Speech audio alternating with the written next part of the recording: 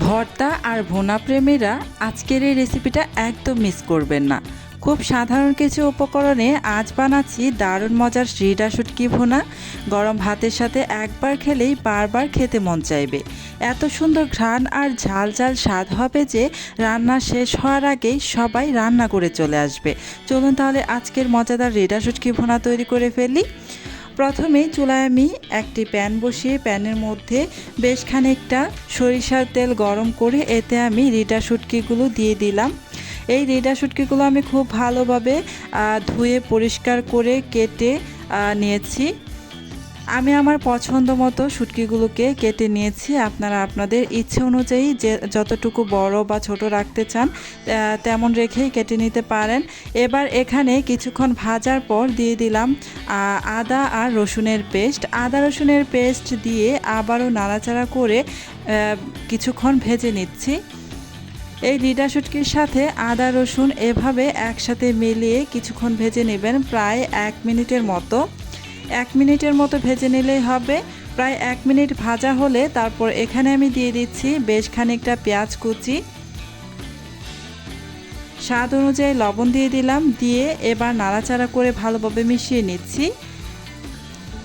এখন আবারও প্রায় 2 মিনিটের মতো নাড়াচাড়া করে ভেজে নেব। গুঁড়া মশলাগুলো অ্যাড করার পূর্বেই আরও 2 মিনিট ভেজে নিতে হবে। চুলার আঁচ একদমই মিডিয়াম টু লো আঁচের মাঝামাঝিতে রেখে তারপর নাড়াচাড়া করে ভেজে নিতে হবে। অনবরত নাড়াচাড়া করে ভেজে নেবেন, নয়তো কিন্তু পুড়ে যেতে পারে, যেহেতু এখানে এখনও কোনো পানি ব্যবহার করিনি। এই যে এবার এখানে দিয়ে দিচ্ছি হলুদের গুঁড়া, মরিচের গুঁড়া।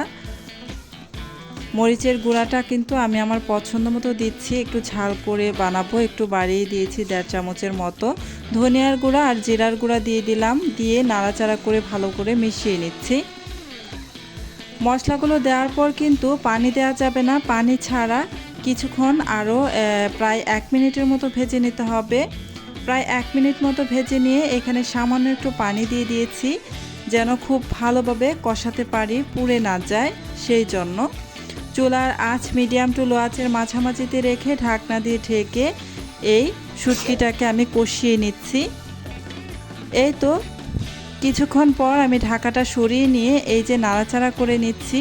কিছুক্ষণ পর পর নাড়াচাড়া করে নেবেন, এতে করে প্যানের গায়ে লেগে পুড়ে যাবে না। আমার ভিডিওটা যদি আপনাদের কাছে ভালো লাগে তাহলে অবশ্যই আমার ভিডিওতে একটা লাইক দিয়ে দিবেন, আর আমার চ্যানেলটি প্লিজ সাবস্ক্রাইব করে পাশে থাকা বেল বাটনটি অন করে রাখবেন। এতে করে যখন আমি নতুন নতুন ভিডিও আপলোড করব তখন কিন্তু সাথে সাথে আপনার ওখানে নোটিফিকেশন পৌঁছে যাবে। এই যে ভালোভাবে কষিয়ে নিয়েছি। এবার এখানে কিছুটা পানি দিয়ে দিলাম, প্রায় হাফ কাপের মতো। পানিটা দেওয়ার পর হালকা হাতে একটু নেড়ে চেড়ে মিশিয়ে নিয়ে তারপর এখানে দিয়ে দিচ্ছি বড় সাইজের 2টি রসুন। আমি রসুনগুলোকে একটু কুচি করে নিয়েছি, একটু মোটা মোটা করেই রেখেছি। আর বেশ খানিকটা আমি কাঁচামরিচের ফালি দিয়ে হালকা হাতে একটু নেড়ে মিশিয়ে নিচ্ছি। এবার ঢাকনা দিয়ে ঢেকে এটাকে হতে দিব আমি প্রায় 5 মিনিটের মতো। চুলার আঁচ কিন্তু মিডিয়াম টু লো আঁচে থাকবে, খুব বেশি বাড়িয়ে দেওয়া যাবে না, এতে করে পুড়ে যেতে পারে। প্রায় 4 থেকে 5 মিনিট পর ঢাকাটা আমি সরিয়ে নিয়েছি। পানিটা কিন্তু অলরেডি শুকিয়ে এসেছে, এখন আর ঢাকনা দিয়ে ঢেকে দিব না।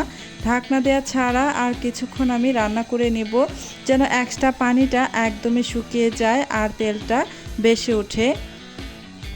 ঝাল ঝাল আর দারুণ সুগন্ধ ভরা রিডা শুটকি বোনা এখন পুরোপুরি রেডি। গরম ধোয়া ওঠা ভাতের সাথে এই শুটকি বোনা খেতে এতটাই মজা লাগে যে 1 প্লেট ভাত কখন শেষ হয়ে যাবে বুঝতেই পারবেন না। খুব সাধারণ কিছুর উপকরণ আর সহজ পদ্ধতিতে এমন লোভনীয় স্বাদের একটা রেসিপি তৈরি করা যায়, না বানালে সত্যিই বিশ্বাস হবে না। আজকের মতো এখানেই শেষ করছি। আল্লাহ হাফেজ।